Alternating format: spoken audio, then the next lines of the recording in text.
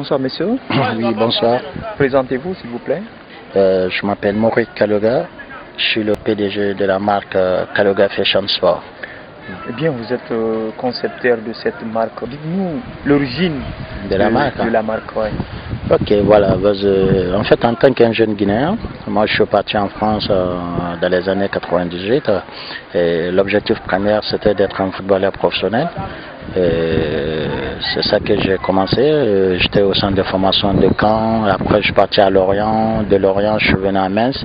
Et je suis resté à Minsk pendant une année, 6 mois. Donc, je suis de même promotion qu'Adebayor et autres.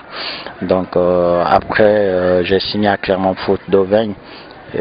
Donc je jouais là-bas, de Clermont Foot, je suis reparti vers Nancy, et de Nancy je suis parti encore à Luxembourg, à Gravelmacher. C'était un club qui jouait en première division à l'époque, donc je suis resté là-bas une année. De là-bas je suis parti encore à Lausanne Sport, donc je suis resté encore une année. À la fin de mon contrat, parce que j'avais un contrat de 2 ans à Lausanne, à la fin de mon contrat je me suis blessé, donc il fallait subir en fait une opération au niveau des additeurs en fait.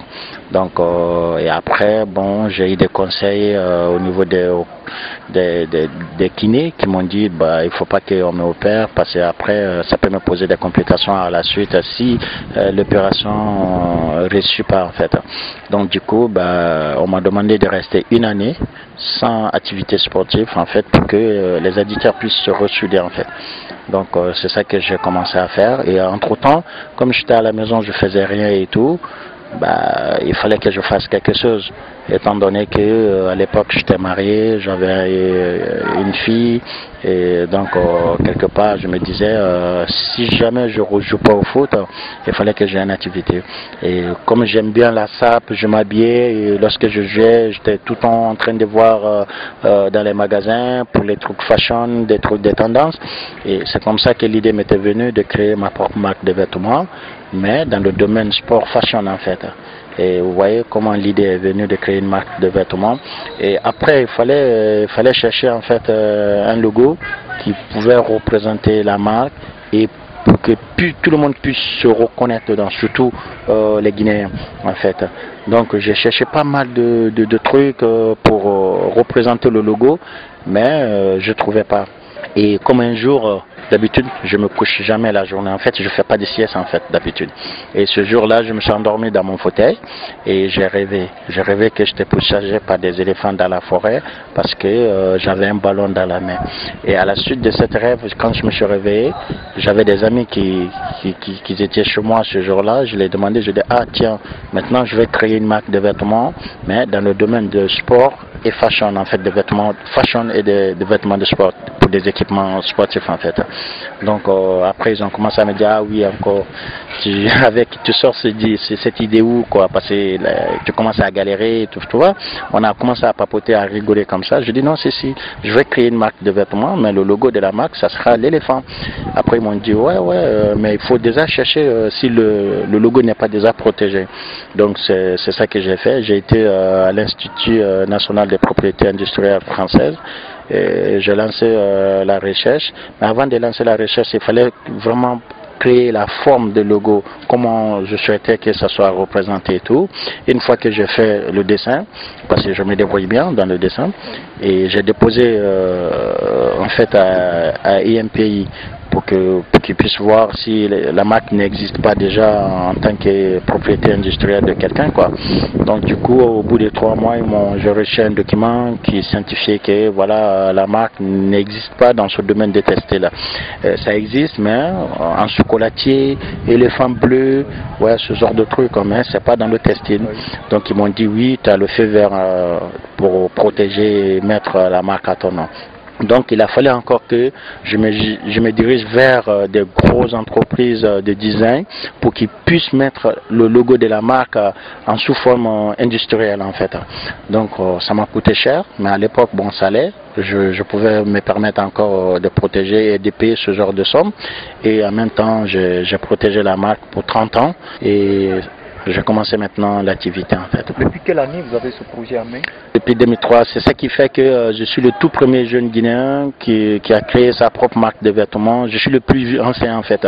Tous ceux qui viennent là après, qui ont des équipements sportifs ou qui ont d'autres marques, et ils viennent tous après moi. Donc c'est cela, on veut même faire une association pour les jeunes créateurs des marques guinéennes ou même une marque de vêtements guinéenne. Et donc voilà, et je reçois pas mal de messages sur Facebook, sur ma boîte aussi. Donc c'est un projet qu'on est en train d'envisager, et bientôt quand je serai de retour en France, je crois que j'ai 2-3 personnes là-bas qui ont aussi créé leur marque de vêtements. Ils m'ont toujours demandé des renseignements par rapport à comment se situer par rapport à ce genre de projet, parce que je l'ai commencé ça fait très très longtemps, et voilà. Mais il faut savoir aussi, depuis que j'ai commencé en 2003, j'ai protégé ma marque en 2007, et le premier t-shirt de la marque Kalouga Fashion Sport a été créé en 2010. Entre temps, il fallait faire une formation, il fallait faire des études dans le domaine, parce qu'en France on ne peut pas créer une société comme ça sans faire une formation dans le domaine à laquelle tu veux évoluer. Donc il fallait vraiment que je m'investisse dans le domaine des textiles pour savoir réellement est-ce que ce que je fabrique, je peux défendre mes produits devant les gens par rapport déjà à la température dans la sous-région, en Guinée précisément. Et donc voilà, je ne pouvais pas fabriquer n'importe quel tissu et ramener en Guinée. Bon, quand tu es en France, tu sais, la France, c'est plus compliqué parce que la France, c'est sur 3 saisons. Chaque 3 saisons, ça change, ça varie à l'hiver et à le printemps et à l'été. Vous voyez? Donc, tu ne peux pas fabriquer des vêtements d'été en hiver. Tu ne peux pas fabriquer des vêtements d'hiver en été. Donc, quand tu commandes, il faut savoir commander la quantité suffisante pour juste la période en fait. Après cette période, tu es obligé voilà, soit tu le vends autrement, soit mais tu le mets dans le magasin en fait. Eh bien, est-ce que vous bénéficiez du soutien en Guinée? Non, depuis que je suis en Guinée, je ne bénéficie pas de soutien. C'est pour cela en fait je me suis donné 3 ans en Guinée pour pouvoir mettre mon projet en place et voir quels sont... Vous n'avez pas eu de partenaire? Non, je n'ai pas de partenaire, je suis tout seul sur le projet. Les démarches? Si, vous savez, le gros souci en Guinée, c'est pas qu'il y a pas des gens ici qui n'ont pas d'argent. Si, il y a les gens, ils ont beaucoup d'argent. Mais vous savez, le Guinéen, les chefs d'entreprise guinéens, soit ils ne connaissent pas ton projet, soit en fait, ils ne vont pas investir sur long terme. Moi, par exemple, tout ce que j'ai investi dans ce projet de 2003 jusqu'à maintenant, si je te le dis, peut-être je peux avoir 3, 4, 5 villas ici en Guinée. Mais vous voyez, moi je vise autre chose qu'avoir 2, 3 villas, parce que j'ai un projet qui me tient à cœur et j'ai envie vraiment que ce projet-là, pour qu'il puisse vraiment sortir la tête dans l'eau. Donc, ça demande beaucoup de concentration et ça demande beaucoup d'efforts. Et surtout, il faut vraiment être patient là-dessus. Si tu n'es pas patient, c'est mort.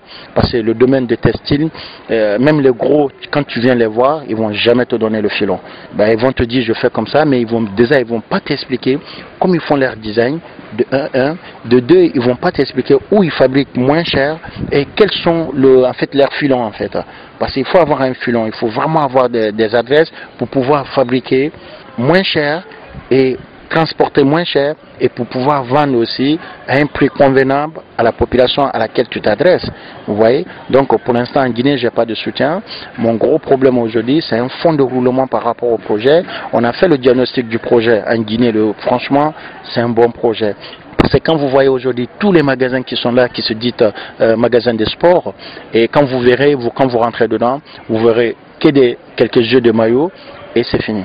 Et quand on dit sport, ça ne concerne pas que le football. Oui. Il y a d'autres sports aussi. En Guinée, il y a plusieurs fédérations. Oui. Fédération guinéenne de football, Fédération guinéenne de basketball, Fédération guinéenne de boxe. Et voilà, il y a une trentaine. Et imaginez-vous aussi, et tous doivent s'habiller en équipement de football. Non, n'est-ce pas? Oui. Donc moi, mon souhait aujourd'hui, c'est d'ouvrir un grand magasin de sport où on peut trouver tous les disciplines, les équipements pour toutes les disciplines possibles. Et l'équipement seulement, c'est pas ça l'importance, que ce soit des équipements de qualité. Et le facteur 2, il faut que les équipements aussi soient vraiment à la hauteur de l'attente de la population. Et vous attendez à la signature d'un contrat avec une fédération pour lancer officiellement le projet ou pas? Pour l'instant, je suis en train de négocier avec quelques fédés que je ne vais pas encore citer parce que on n'a pas encore finalisé le projet, même si on a lancé la commande, mais on n'a pas encore fait le bon de commande spécialement en mon nom et on n'a même pas encore fait le virement. Et c'est en fait ces différentes fédérations sont conscients du projet et ils ont vu des échantillons aussi de ma marque et tout. Ça les plaît super bien. Ils m'ont félicité. Donc pour l'instant, on est en train de négocier le projet et c'est pas encore fini. Et voilà. Donc pour l'instant, j'ai pas envie d'avancer leur nom. Bon, parce que c'est pas encore finalisé. Donc je préfère garder ça pour l'instant. Mais une fois que le lancement officiel de ce contrat est fait, j'aimerais bien que le jour de la livraison des produits à cette fédération, on aimerait bien organiser un truc, que ce soit la télé, les journalistes privés, publics, pour qu'ils puissent venir couvrir l'événement. Et ça sera le lancement officiel de la marque en Guinée en fait. Eh bien, votre message, si vous en avez? Ben, si j'ai un message en fait, en gros pour le public guinéen, pour les personnalités qui vont avoir la chance d'écouter aujourd'hui M. Kaloga. Donc l'objectif en fait, c'est faire bouger quelque chose en Guinée. Et une marque de vêtements guinéenne et que les équipes guinéennes jouent avec ces équipements-là, c'est une fierté. Aujourd'hui, la Guinée porte Ernest Malamine connaît, il est malien. Pourquoi pas Kaloga Fashion Sport? Pourquoi pas Massop? Pourquoi pas un Guinéen qui habille le Sili? Ça serait une fierté. Parce que ce gars-là, s'il réussit et qu'il ouvre un magasin aujourd'hui, il ne va pas aller chercher des Ivoiriens pour venir travailler dans son magasin. Hein? Il va prendre ses frères, rien que son entourage qui vont s'investir dans le projet, qui vont travailler dans le projet. C'est un de moins dans le chômage, quel qu'en soit le problème, n'est-ce pas? Et imaginez-vous, et moi j'ai une marque de vêtements, Massop a une marque de vêtements, d'autres personnes aussi, je suis sûr que d'autres personnes aussi ont des marques, on est au moins 6 personnes comme ça. Si on arrive à avoir le monopole des équipements sportifs pour que les marques guinéennes, ça serait une fierté, ça serait un grand pas. Pourquoi ça serait un grand pas? Parce que moi je veux ouvrir mon magasin, Massop il va ouvrir son magasin, et tous ces gars ils vont ouvrir leur magasin, et c'est pas une question de concurrence, mais nous tous, chacun va apporter son soutien au sport guinéen. Donc, merci beaucoup. Voilà, je vous en prie. Oui.